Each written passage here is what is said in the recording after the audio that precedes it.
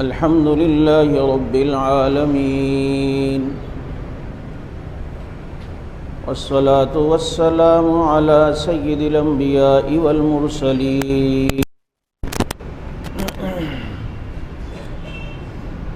وعلى آله وأصحابه وأزواجه أجمعين.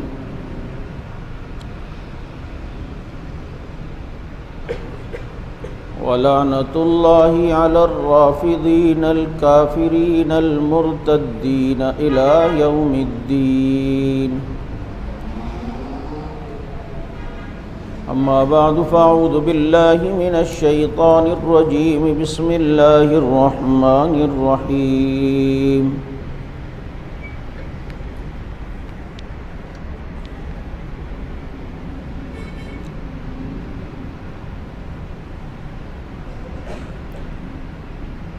وسيجنبها الأتقى الذي يؤتي ماله يتزكى وما لأحد عنده من نعمة تجزى إلا ابتغاء وجه ربه الأعلى ولسوف يرضى. صدق الله مولانا العظيم، ونحن على ذلك لمن الشاهدين والشاكرين، والحمد لله رب العالمين.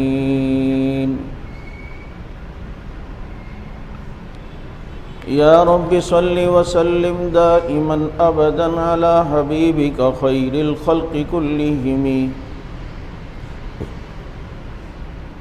هو الحبيب الذي ترجى شفاعته لكل هول من الأهوال مقتحم.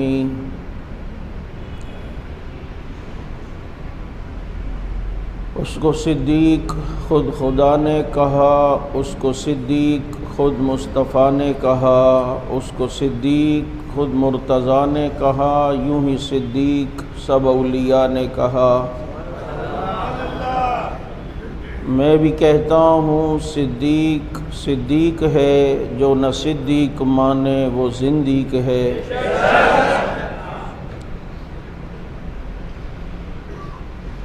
اور جسے پتہ ہی نہیں اپنے باپ کا، وہ کیا بگاڑ لے گا ابو بکر صدیق کا. واجب الاحترام گزشتہ جمعہ آپ حضرات کے سامنے جمادی الثانی کے مہینے کی مناسبت سے سیدنا ابو بکر صدیق رضی اللہ تعالی عنہ کی خلافت بلا فصل ہونے کی کچھ جھلکیاں آپ کے سامنے پیش کی تھیں.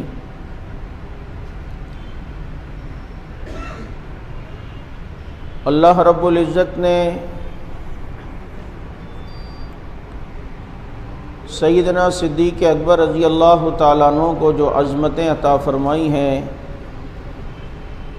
جو شان اور جو بلندیاں عطا فرمائی ہیں، وہ کسی بھی مسلمان سے مخفی نہیں ہیں.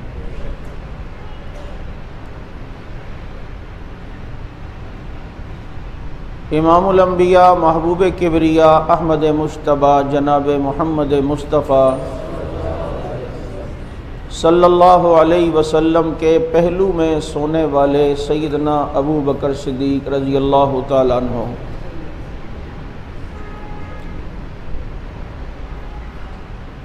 اللہ رب العزت نے قرآن کریم میں مختلف جگہوں پر صدیق اکبر رضی اللہ تعالیٰ عنہ کی خلافت اور ان کی عظمت کی طرف اشارہ کیا.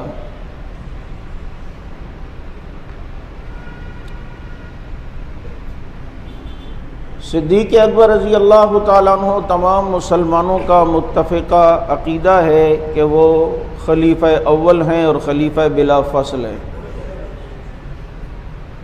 اور آپ صلی اللہ علیہ وسلم کی تربیت میں رہے. اور اللہ کے نبی نے آخر میں اگر کسی کو اپنے مصلح کا مستحق سمجھا ہے تو وہ ابو بکر صدیق رضی اللہ تعالیٰ عنہ کو سمجھا. کیونکہ امامت کے لیے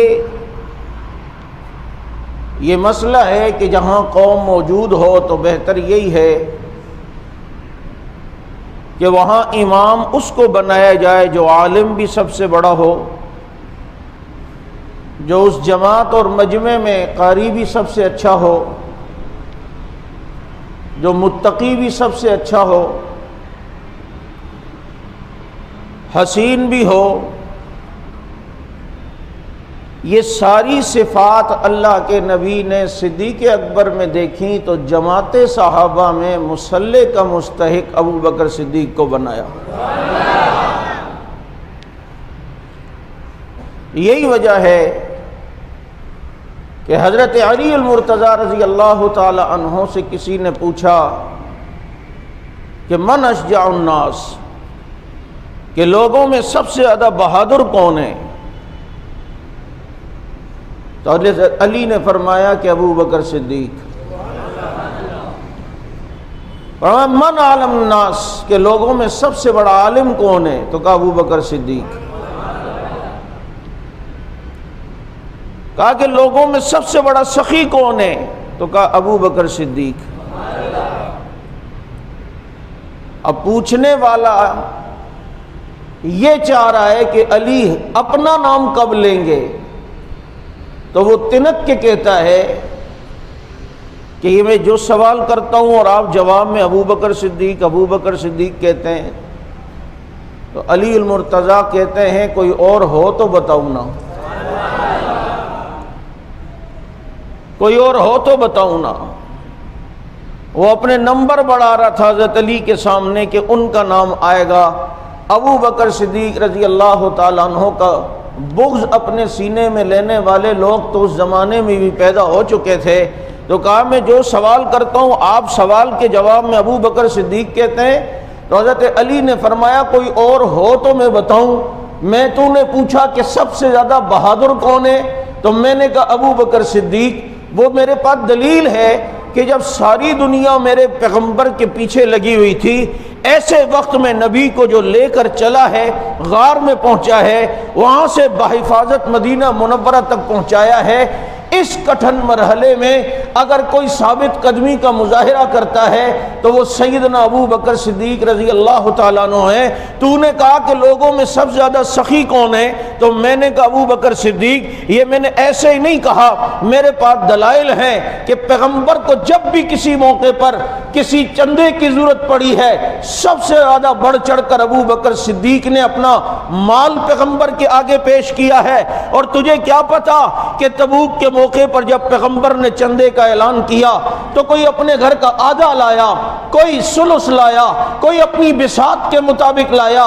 ایک ہی تو تھا جو جھاڑو پھیر کے گھر سے سب کچھ لے کر آیا ہے، وہ ایک ہی تو تھا جس نے اپنا سب کچھ پیغمبر پہ لٹایا ہے۔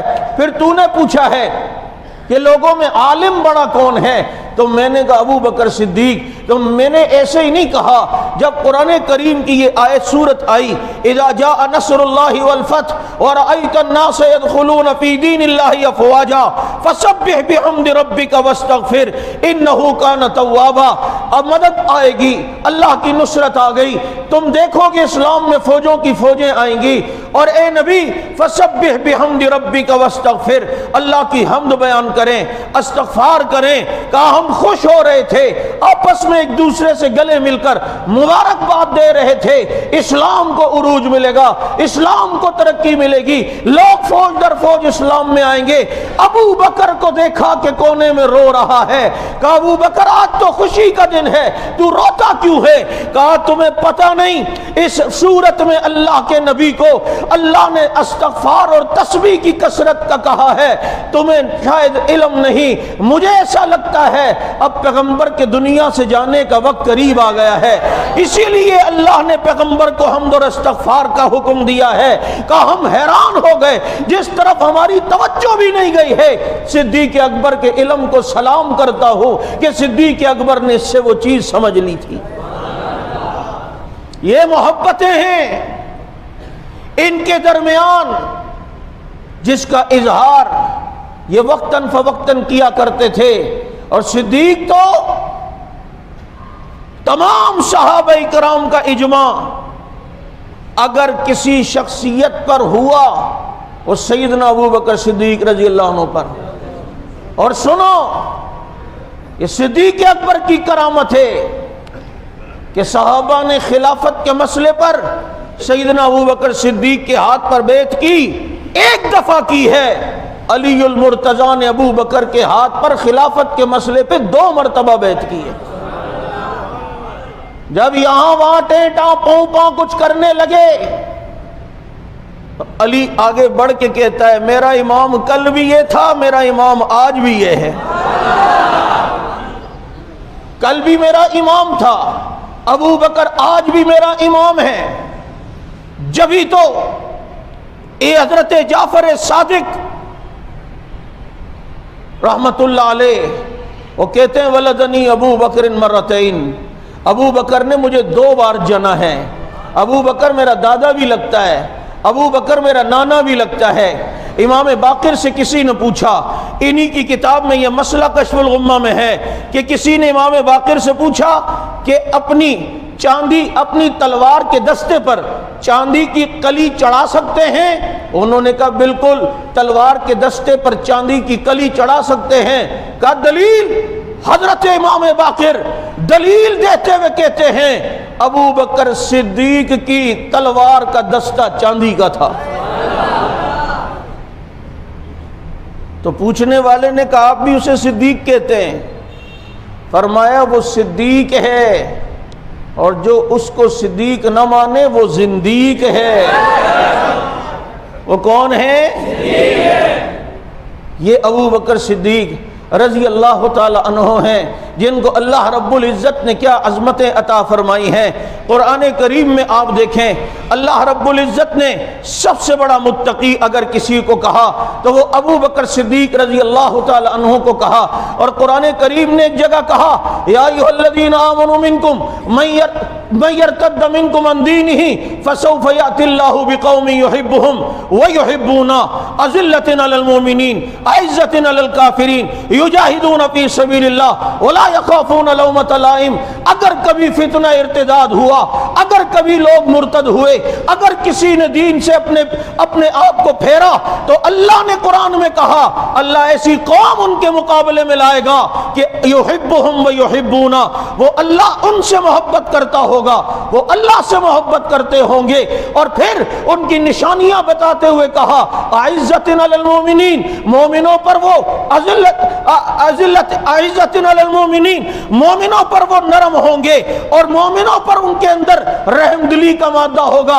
کافروں کے مقابلے میں وہ سخت ہوں گے. یجاہدون فی سبیل اللہ، اللہ کی راہ میں جہاد کریں گے. ولا یخافون لومۃ لائم، ملامت کرنے والے کی پرواہ نہیں کریں گے.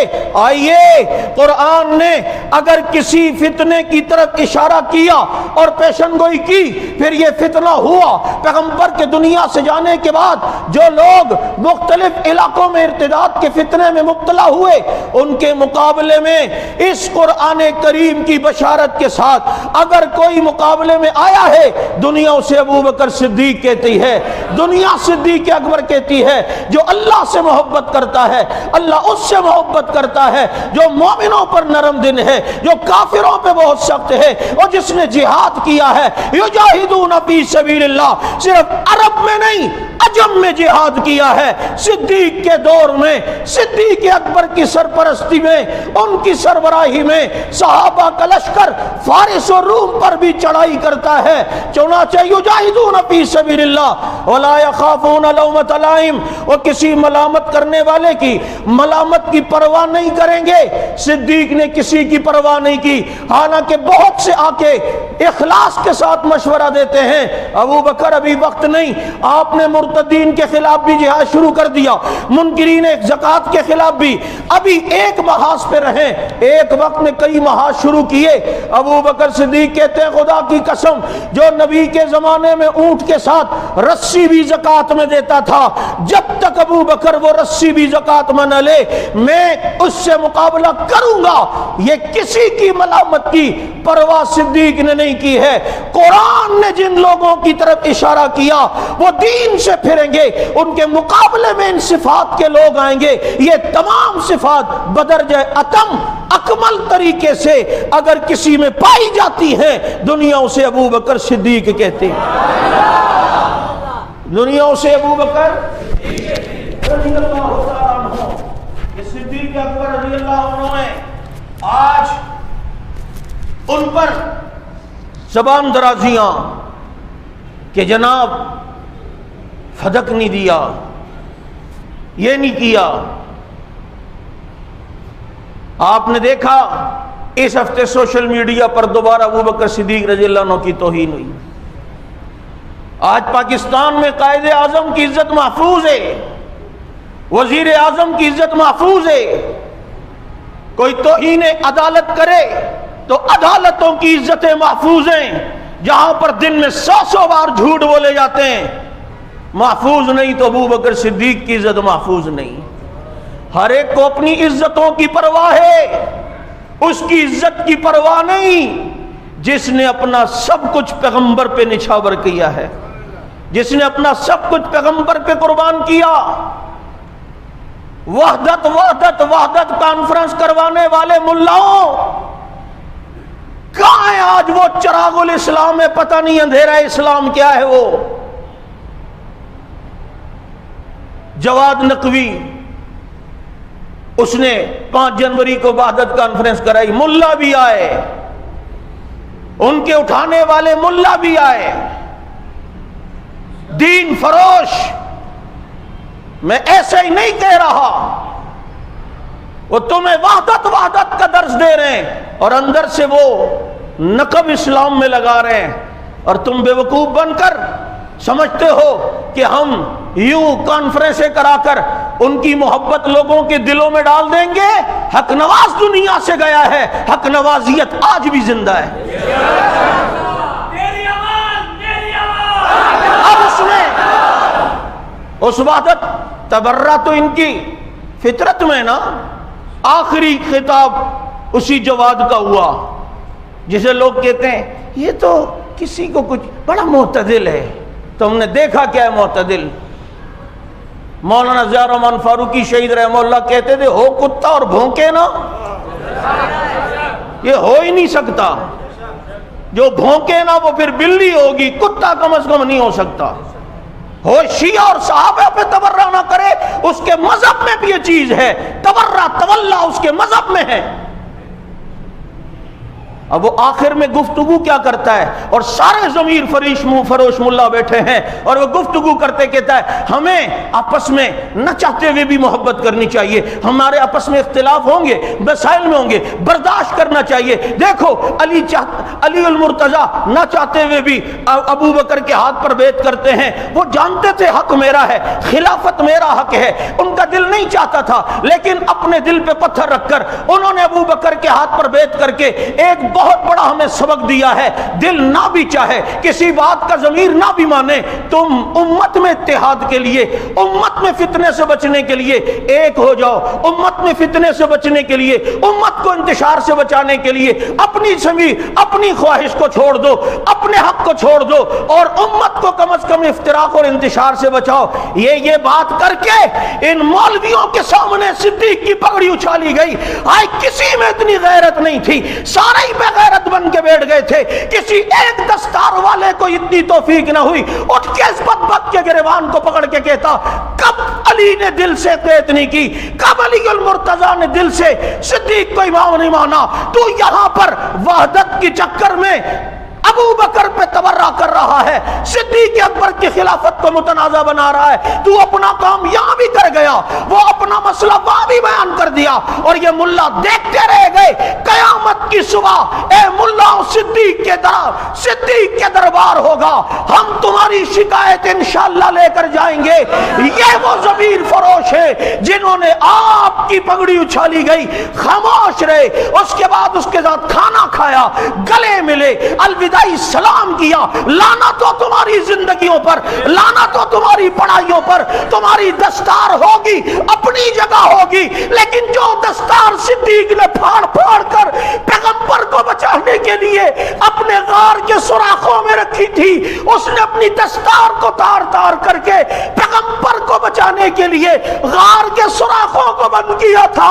صدیق میں تیری اس دستار پہ قربان ہونا چاہتا ہوں، تیری اس دستار پہ مر مٹنا چاہتا ہوں، میں ان ضمیر فروش ملاؤں میں سے نہیں ہوں۔ اے صدیق اے روح صدیقی گواہ رہنا، ہم مٹ سکتے ہیں، مر سکتے ہیں، تیرے دشمن کو کبھی مسلمان نہیں مان سکتے، تیرے دشمن کو کبھی بھی، تیرے دشمن کو ہم کبھی بھی انسان نہیں مان سکتے۔ اے صدیق جان دے دیں گے، صدیق تیرے دشمنوں پہ کبھی بھی کمپرومائز نہیں کریں گے، تیرے دشمنوں سے کبھی بھی انشاءاللہ ہاتھ نہیں ملائیں گے، ہم جانے دے دیں گے، تیری عزت کا پھریرا لہرا کے چھوڑے۔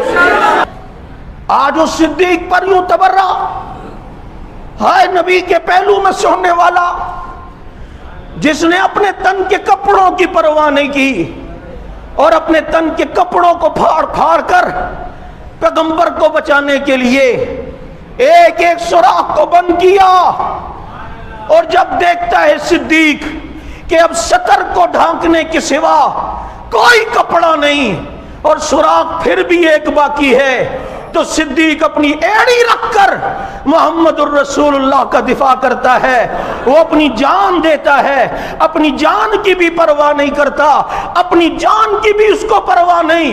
اگر صدیق کو فکر ہے تو محمد الرسول اللہ کی فکر ہے، امام الانبیاء کی فکر ہے۔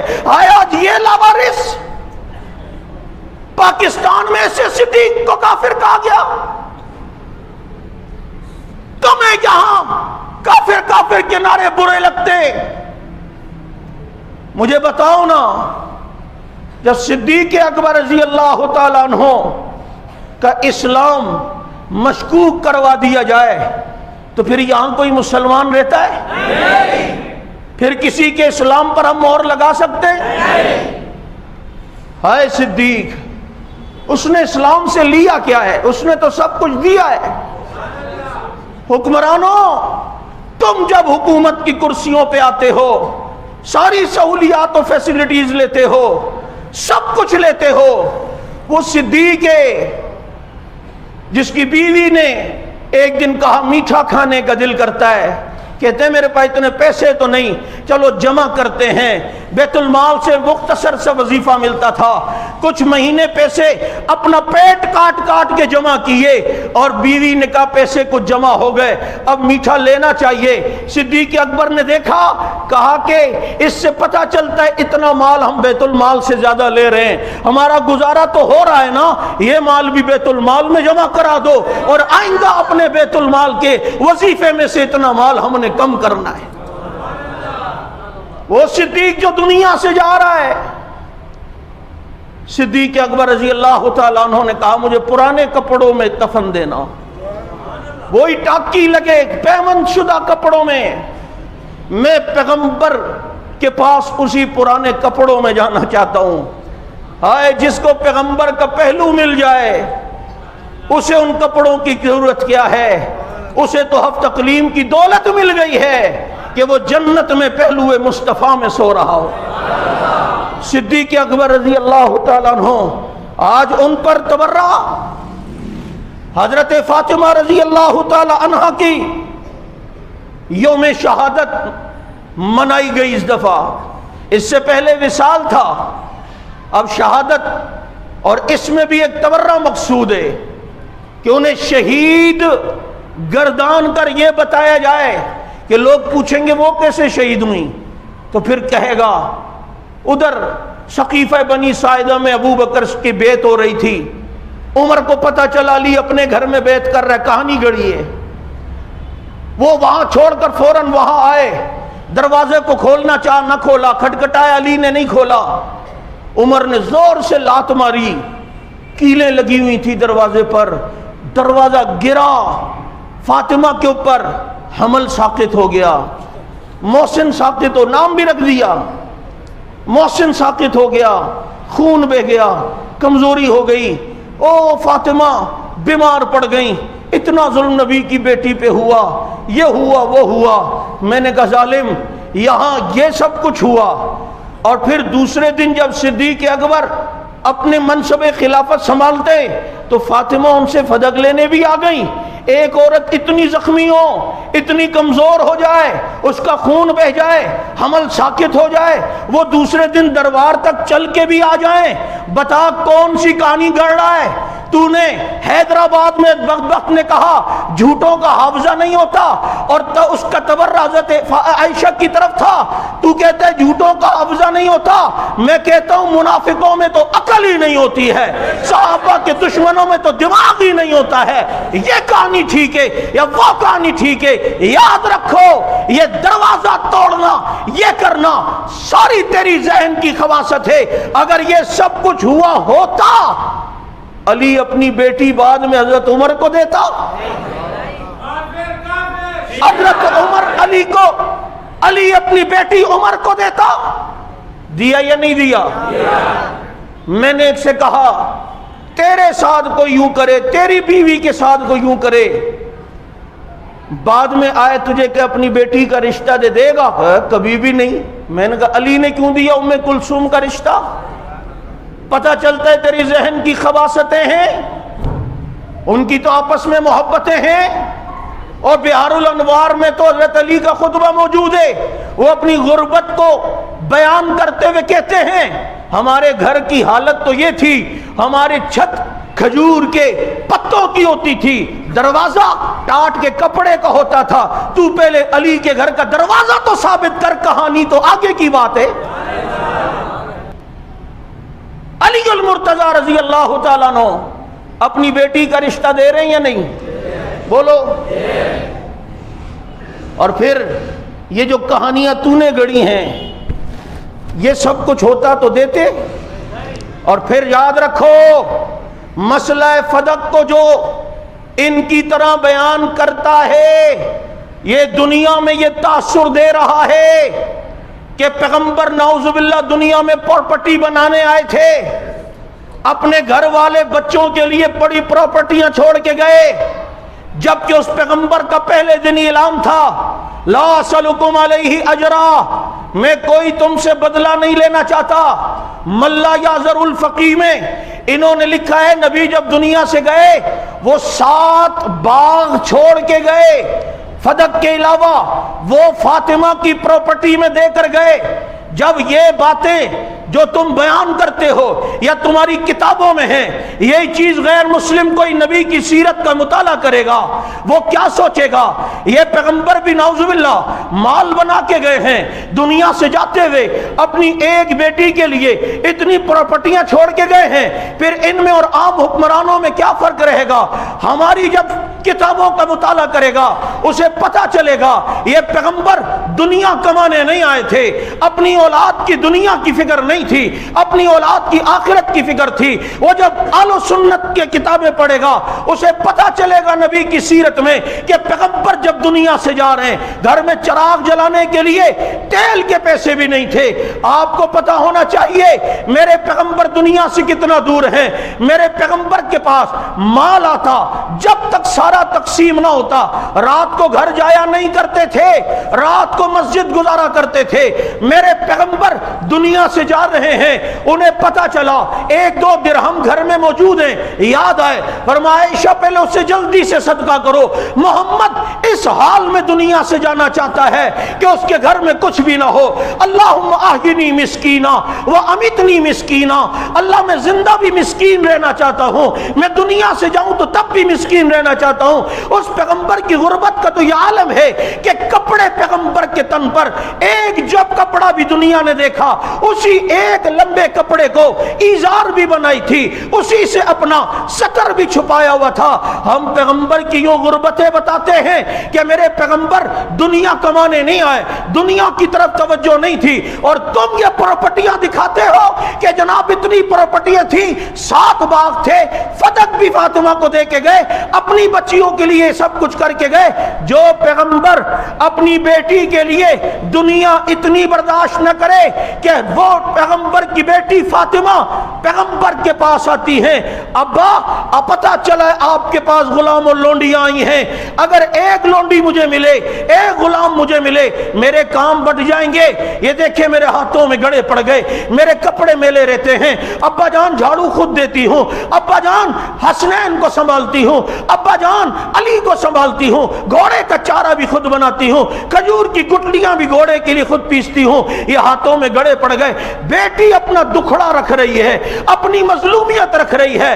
پیغمبر نے دنیا نہیں دی، فرمایا بیٹا 33 بار سبحان اللہ، 33 بار الحمدللہ، 34 بار اللہ اکبر پڑھ لیا کرو، یہ غلام سے بہتر ہے۔ تم دل پہ ہاتھ رکھ کے کہو یہی کام اگر خلفاء میں سے کوئی کرتا، یہ بدبخت اس کو کتنا حاشیہ لگاتا، کتنا مسالہ لگا کے پیش کرتا۔ ہائے بیٹی آئی، اس نے دکھڑا دکھایا، اس نے اپنے ہاتھوں کے گڑے دکھائے، ایک غلام نہیں دے سکتے تھے، کیا ہو جاتا؟ لیکن یہ پیغمبر نے اپنے اسوہ حسنہ سے بتایا ہے، حدیث سنا کے رخصت کیا ہے۔ صدیق تیرے اتباع رسول پر قربان جاؤں، پیغمبر نے بھی حدیث سنا کے رخصت کیا، ابو بکر نے بھی حدیث سنا کے رخصت کیا، پیغمبر نے بھی حدیث سنا کے رخصت کیا اور ابو بکر نے بھی۔ اس پہ کوئی اعتراض ہے؟ اور وہ بدبخت پتہ ہے جو حیدرآباد میں تورا کر رہا ہے، کل الحمدللہ اس کے خلاف بھی FIR ہو گئی ہے۔ یا اللہ ہم جتنا کر سکتے ہیں اتنا ہی کرتے ہیں، باقی ابابیلوں کو بھیجنا یہ ہمارے بس میں نہیں، وہ تیرے ہی بس میں۔ یا اللہ ہم تو پیغمبر کے دادا عبد المطلب کی طرح یہی کہہ سکتے ہیں جتنا ہم کر سکتے تھے اتنا ہم نے کیا، رب آگے سب کچھ تو کر سکتا ہے۔ اللہ جو صدیق کو بھونکے اس زبان پہ کینسر عطا، اس زبان کو نہیں اس جسم کو کینسر میں مبتلا کر دے، ان کو نشان عبرت بنا دے، ان کی شکلوں کو کتے اور خنزیر کا بنا دے، تاکہ بنے بھی ہیں واقعات بے شمار ہے، میں اس طرف ابھی نہیں جانا چاہتا۔ وہ بدبخت کہتا ہے اپنی طرف سے کہانی کہ جب ابو بکر کو دفنائے جانے لگے، حسن آ گئے، کہا کہ یہ کیوں دفنا رہے ہیں؟ عائشہ نے کہا میرا گھر ہے میں دفناؤں گی۔ کہا آپ نے تو کہا تھا وراثت نہیں ہوتی نبیوں کی، تو بیٹی کی وراثت نہیں، آپ بیوی ہیں، آپ کی وراثت کیوں؟ یہ گھر آپ کا کیسے ہو گیا؟ یہ سوال اس نے کیوں حضرت حسن کی طرف منسوب کر کے بنایا، جبکہ ایسی کوئی بات ہی نہیں۔ حضرت حسن تو اس وقت بہت چھوٹے تھے، بہت چھوٹے تھے۔ یہ تو نے اپنی طرف سے ایک کہانی اور ایک وسوسہ ذہن میں ڈالا اور اس کو یوں پیرائے میں بیان کیا، لیکن اشکال تو لوگوں کے ذہن میں ڈالا نا، بیٹی کو وراثت میں حصہ نہیں ہے، کیونکہ ابو بکر صدیق نے فرمایا بیٹا جیسے نبی کے دور میں فدق سے حصہ ملتا رہتا تھا تمہیں، ایسے ہی ملتا رہے گا، کیونکہ یہ باغ فدق یہ مال فے ہے، اور فے وہ مال ہوتا ہے جو بغیر لڑے مسلمانوں کے قبضے میں آئے۔ تو خیبر جب فتح ہوا، یہ فدق کے علاقے والوں نے دیکھا ہم لڑ نہیں سکتے، انہوں نے بغیر لڑے سرنڈر ہوئے اور نبی کے سامنے تسلیم ہوئے، یہ مال یہ باغ بغیر لڑے ملا، اسے فے کہتے ہیں۔ اب جو مال فے ہوتا ہے اس کا منصب اور اس کا مصرف اللہ نے قرآن میں بتایا، ما فاللہ علی رسول من آل القرى آگے للہ وللرسول ولذی القربى والیتامى والمساکین وابن السبیل۔ یہ پیغمبر کو رب نے بتایا کہ فے کا مال یہ 8 مصرف ہیں، اس میں اللہ کے لیے یعنی دین پر خرچ ہوگا، رسول اپنا خرچہ بھی لے سکتے ہیں، ولذی القربى رسول اپنے رشتہ داروں کا خرچہ بھی اس سے لے سکتے ہیں، یتیموں کا خرچہ بھی اسی سے ہوگا، مسکینوں کا خرچہ بھی اس میں سے ہوگا، یتیموں کا بھی ہوگا، وابن السبیل مسافروں پہ بھی خرچ ہوگا۔ یہ چیریٹی کا مال ہے، سمجھیں، یہ وقف مال ہے، یہ کسی کی ملکیت نہیں ہوتی، نبی کی تولیت میں رہے گا۔ فاطمہ باغ کی وراثت لینے نہیں آئی تھی، وہ آ کر کہہ رہی تھی تولیت نبی کے زمانے میں نبی کے پاس تھی تو تولیت اب ہمارے ہاتھ میں دے دیں۔ تو انہوں نے فرمایا جیسے نبی کے دور میں تھا ایسے ہی اس میں سسٹم چلے گا۔ فاطمہ خوش ہو گئی، خاموشی سے وہاں پر چلی گئی۔ فلا تتکلما، فاطمہ نے جو بات نہیں کی وہ جملہ یہ ہے کہ آگے فاطمہ نے اس مسئلے پہ کوئی بات نہیں کی، اور بدبختوں نے بات کیا بنائی، فاطمہ نے ساری زندگی پھر ابو بکر سے بات نہیں کی، یعنی حدیث سنی فاطمہ نے پھر آگے کوئی بات ہی نہیں کی۔ اس نے دیکھا فاطمہ نے، انہوں نے کہ جب میرے ابا کی حدیث سامنے آ گئی اب فاطمہ کو بولنے کی گنجائش نہیں ہے کہ ما ترکنا صدقہ۔ نبی نے فرمایا، ابو بکر کہتے ہیں آپ کے والد نے فرمایا ہم جو چھوڑتے ہیں وہ صدقہ ہوتا ہے، وراثت نہیں ہوتی۔ چلی گئیں، کوئی مسئلہ نہیں۔ یہ مسئلہ تھا اس کو اتنا وہ کرنا اور یہ تاثر دینا۔ فاطمہ دنیا کے لیے اتنی پریشان، باتیں چھوڑ دیتی تھی، رشتہ داریاں ترک کر دیتی تھی، مسلمان سے کلام نہیں کرتی تھی۔ بطول ان کا لقب ہے، اور بطول کہتے ہی اس کو ہے جو دنیا کو چھوڑ جائے، جو دنیا سے توجہ ہٹا دے، جس کے دل میں دنیا کی ذرا بھی محبت نہ ہو اسے بطول کہا جاتا ہے۔ اسے کیا کہا جاتا ہے؟ اب وہ سوال کہ بیویوں کے حجرے وہ وراثت میں کیسے آئے، تو یاد رکھو نبی نے اپنے دور میں وہ حجرے اپنی بیویوں کو وقف کر دیے تھے، اور جب دنیا میں کوئی چیز دے دو تو وہ وراثت میں تو نہیں ہوتی۔ آج میرے پاس یہ میری گھڑی ہے، میں نے اپنی کسی بچے کو گفٹ دے دی، میں چلا گیا دنیا سے، اب یہ وراثت میں نہیں جائے گی کیونکہ میں نے دنیا میں دی۔ وہ حجرے دنیا میں نبی نے اپنی بیویوں کو الاٹ کیے۔ کہتا ہے دلیل، میں نے کہا دلیل قرآن سے ہے۔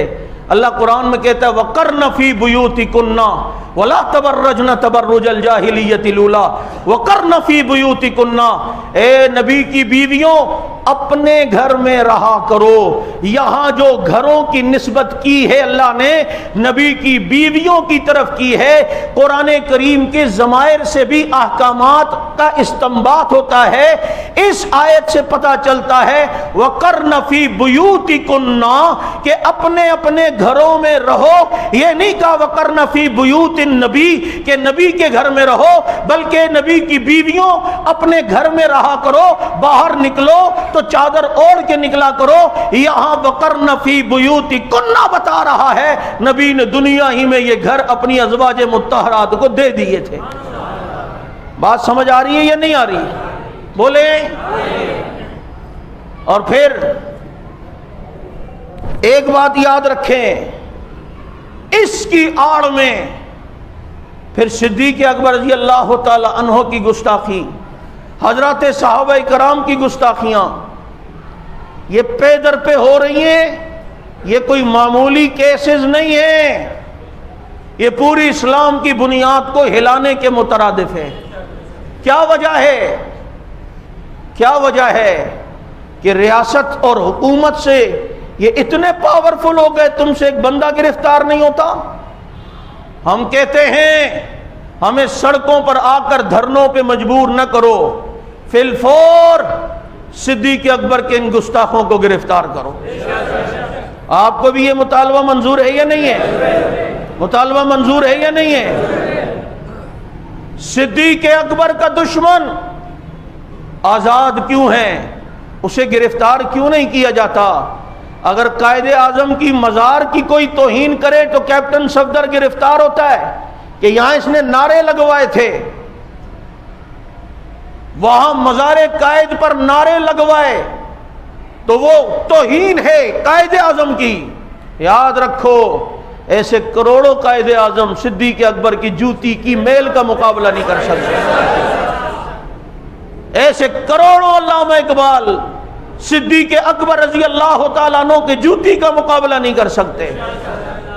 یہ ان کی عزت کا مسئلہ نہیں، یہ پوری اسلام کا مسئلہ ہے، کیونکہ پیغمبر اپنا سارا کچھ صدیق اکبر کے حوالے کر کے چلے گئے، مسلح دے کے چلے گئے، منصب دے کے چلے گئے۔ مجھے بتاؤ اب صدیق اکبر مشکوک ہو گیا تو پیغمبر کا انتخاب مشکوک ہوگا یا نہیں؟ کہ پیغمبر نے آخری مرتبہ دنیا سے جاتے ہوئے اگر مصلی کا انتخاب کیا، تم اس انتخاب پر انگلیاں اٹھاتے ہو، تم پیغمبر کے انتخاب کو مشکوک بنا رہے ہو. اس لیے یاد رکھو، اسے ہلکا نہ لیا جائے. یہ صحابہ کی عزت کا مسئلہ نہیں، یہ بلکہ پیغمبر کی بھی عزت کا مسئلہ ہے، کیونکہ صحابہ شاگرد کس کے شاگرد ہیں؟ کس کے شاگرد ہیں؟ پیغمبر کے شاگرد ہیں. شاگردوں پر بد اعتمادی استاد کی تربیت پر بد اعتمادی ہے. شاگردوں پر بد اعتمادی استاد کی تربیت پر انگلی اٹھانے کے مترادف ہے. اس لیے یہ جمادی الثانی کا مہینہ ہے، آپ نے جگہ جگہ صدیق صدیق کے نعرے لگانے ہیں، ابو بکر صدیق کی عظمت کے نعرے لگانے ہیں، گھر گھر میں صدیق اکبر کی عظمت کو پہنچانا ہے، ان کی عظمت کے ترانے گانے ہیں. اور انشاءاللہ العزیز 22 جمادی الثانی کو صدیق اکبر رضی اللہ عنہ کے یوم وفات پر جو احتجاجی جلوس ہمارا ہوتا ہے، وہ اتنی بڑی تعداد میں ہم عاشقان صدیق کو لائیں گے اور محنت کریں گے کہ دنیا کو پتہ چلے گا یہ کراچی صدیق کے چاہنے والوں کا شہر ہے. محنت کرو گے؟ محنت کرو گے؟ آؤ گے؟ اس مہینے صدیق صدیق ہوگا، صدیق کے نعرے گاؤ گے، صدیق کے نعرے لگاؤ گے. مصطفیٰ کا ہم سفر، چرچے جس کے عرش پر، لگے گا نعرہ فرش پر. مصطفیٰ کا ہم سفر، نعرے جس کے عرش پر، چرچے جس کے فرش پر. صدیق کا منکر، صدیق کا منکر، ابو بکر کا منکر، صدیق کا منکر، صدیق کا منکر، خلافت صدیق کا منکر، صدیق کی عظمت کا منکر، صدیق کی شان کا منکر، صدیق کی آن کا منکر، صدیق کی خلافت کا منکر، صدیق کا منکر، صدیق کا منکر، صدیق کا منکر، صدیق کا منکر، صدیق کا منکر.